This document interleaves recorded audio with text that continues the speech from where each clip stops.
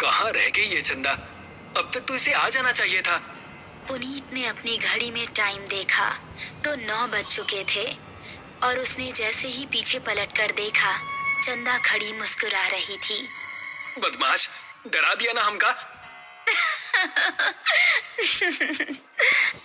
देखो, हम तुम्हारे लिए क्या लाए हैं। ऐसा कहकर उसने अपनी जेब से एक डिबिया निकाली।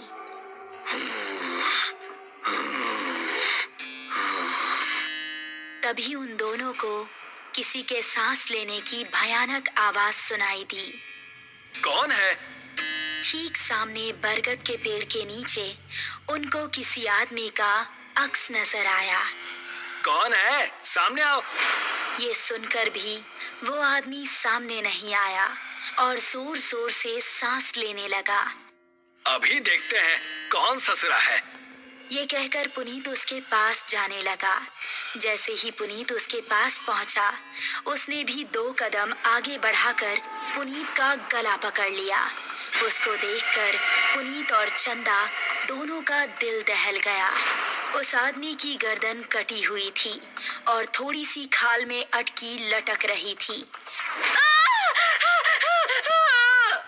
चंदा चिल्लाई और गांव की तरफ ऐसी भागी कि उसने पलटकर नहीं देखा। गांव पहुंची तो उस टाइम पुनीत के पिता घर के बाहर थे। अरे चंदा बिटिया, इतनी डरी हुई काहे लग रही हो? वो पुनीत! चंदा ने हाफते हुए उनको पूरी कहानी सुनाई। पुनीत के पिता ने अपने साथ कुछ आदमियों को लिया और चंदा उन सभी को लेकर उसी जगह पर पहुंच गई। यही जगह थी वो जहां उसने पुनीत को पकड़ा था। उन लोगों ने इधर उधर नजरें घुमाई तो कोई आसपास नजर नहीं आया। तभी चंदा की गर्दन पर ऊपर से कुछ टपका। उसने हाथ लगाकर देखा तो वो खून था। पेड़ की डाली के ऊपर पुनीत की बिना गर्दन की लाश टंगी हुई थी और उससे खून टपक टपक कर नीचे गिर रहा था। शहर से दूर एक छोटा सा गांव सरूपुर। रात के समय सभी अपने अपने घरों में आराम कर रहे थे। बाबूजी, हम जरा अपने दोस्त महेश से मिलकर आ रहे हैं। उसकी तबीयत जरा ठीक नहीं है ना? ठीक है, लेकिन जल्दी आना। जी बाबूजी। ऐसा कहकर वो खुश होता हुआ घर से निकल गया। आज तो सारे दोस्त मिलकर मस्त पार्टी करेंगे, मजा आ जाएगा। जंगल का रास्ता पकड़ लेता हूँ, जल्दी पहुँच जाऊंगा।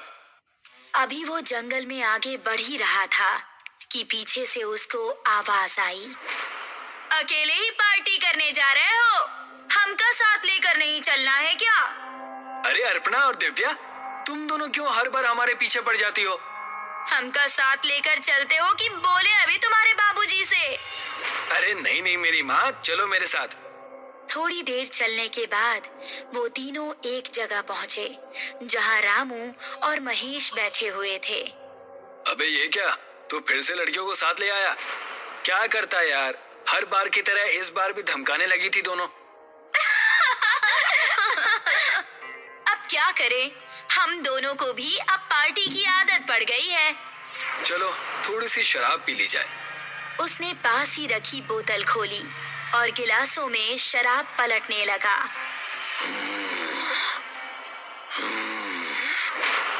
तभी उनको किसी के सांस लेने की आवाज सुनाई दी। उन्होंने देखा तो पांचों के रोंगटे खड़े हो गए।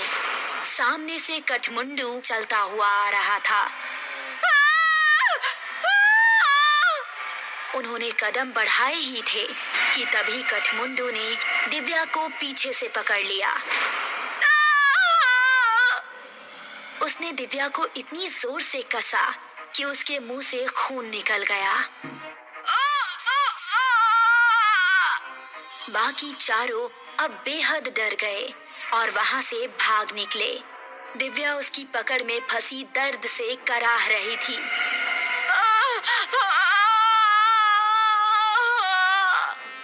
उसने दिव्या को जमीन पर धक्का दिया और उसके ऊपर आ गया।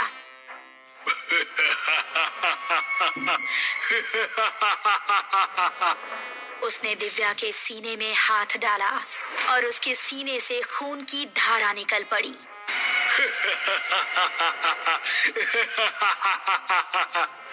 बाकी चारों इतना डर चुके थे कि उनको खबर भी नहीं थी कि वो किस दिशा में भाग रहे हैं।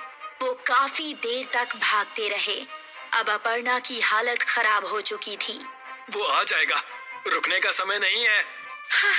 ऐसे कब तक भागते रहेंगे? हम जा कहाँ रहे हैं, कोई बताएगा? हम रास्ता भूल चुके हैं, हमें नहीं पता कि गांव किस तरफ है। क्या कह रहे हो तुम? फिर तो हम सबका बचना नामुमकिन है। तभी पेड़ के ऊपर से एक हाथ आया और उसने महेश का गला पकड़ लिया। ये हाथ कठमुंडू का ही था। राकेश ने महेश का पैर पकड़कर उसे बचाना चाहा, लेकिन कठमुंडू ने उसको पूरी तरह से ऊपर खींच लिया और वो तीनों चिल्लाते हुए वहां से भाग निकले। वो देखो, सामने वो घर, उसके अंदर चलते हैं। वो तीनों एक घर के अंदर घुस गए और राकेश ने जल्दी से दरवाजा बंद कर दिया। तभी कोई जोर जोर से दरवाजा पीटने लगा। तीनों का शरीर इस समय पूरी तरह से कांप रहा था। दरवाजे की धम धम उनके दिल को दहला रही थी। तभी खिड़की से कठमुंडू का एक हाथ अंदर आया और उसने अपर्णा का हाथ पकड़ लिया। बचाओ! अगर ये यहाँ है तो दरवाजे पर कौन है? राकेश ने दरवाजा खोला तो सामने गांव के बिरजू काका थे। बिरजू काका जल्दी से अंदर आए। उन्होंने कठमुंडू का हाथ पकड़ा और छुड़ाने लगे। कठमुंडू उनके छूते ही चीखने लगा।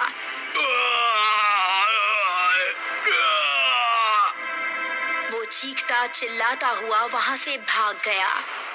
तुम ठीक तो हो अर्पणा? मैं ठीक हूँ, शुक्रिया बिरजू काका। तुम लोग यहाँ करने क्या आए थे, वो भी इस समय?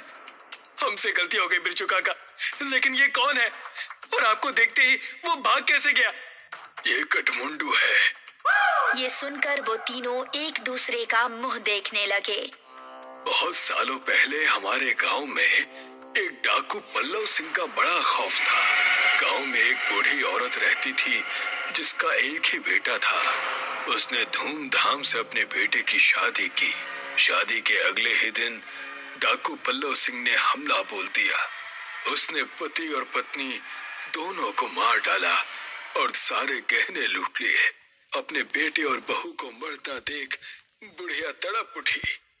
पल्लव सिंह, जिस सोने के लिए तूने मेरा परिवार उजाड़ दिया, यही सोना तेरे लिए अभिशाप बन जाएगा। तू कभी नहीं मरेगा, सिर्फ भटकता रहेगा और इस सोने से हमेशा दूर भागेगा। ये सुनते ही पल्लव सिंह हंसता हुआ वहां से चला गया। कुछ दिन बाद पल्लव सिंह के ही एक आदमी ने उस पर हमला कर दिया। वो उसकी जगह सरदार बनना चाहता था, लेकिन पल्लव सिंह तलवार के हमले से भी नहीं मरा।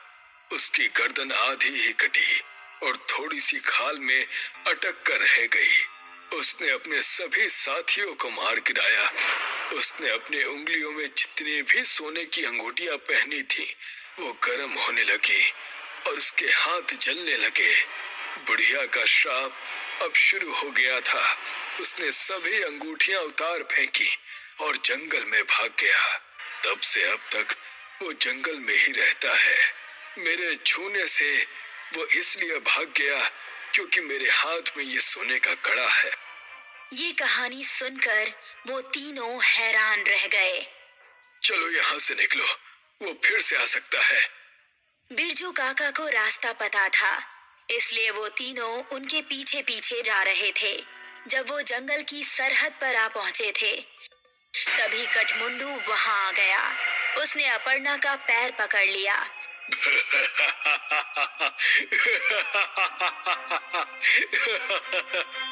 तभी राकेश ने बिरजू काका के गले पर नजर डाली।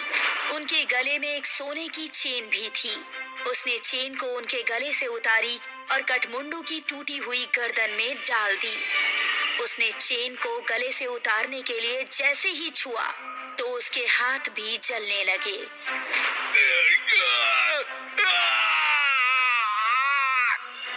वो वहां से भाग निकला। उसके बाद वो चारों गांव के अंदर ही जाकर रुके। जब उनको देख गांव वाले इकट्ठा हुए तो उन्होंने सबको अपने साथ बीती हुई घटना सुनाई। वो दिन था और आज का दिन है। गांव के सभी लोग हमेशा अपने साथ सोने की कोई ना कोई चीज जरूर रखते हैं और अभी भी उनको जंगल में कहीं ना कहीं कठमुंडू नजर आता ही रहता है।